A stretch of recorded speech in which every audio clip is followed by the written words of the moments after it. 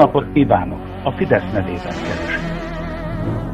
Azért hívom, mert önnek is tudnia kell, hogy Vona Gábor, a Jobbik elnöke megsértette a nyugdíjat.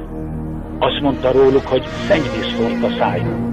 Magukból kivetközve ugranak egymásnak, vért akarnak ontani remegő kezeikkel, és drágáról ordibálnak.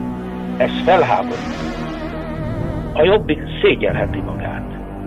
Nem először fordítanak hátat az időseknek, nem először sértegetik őket. Vona Gábor kijelentése csak a legutóbbi példa. Ne felejtsük el, emlékezzünk erre, amikor majd szavazunk.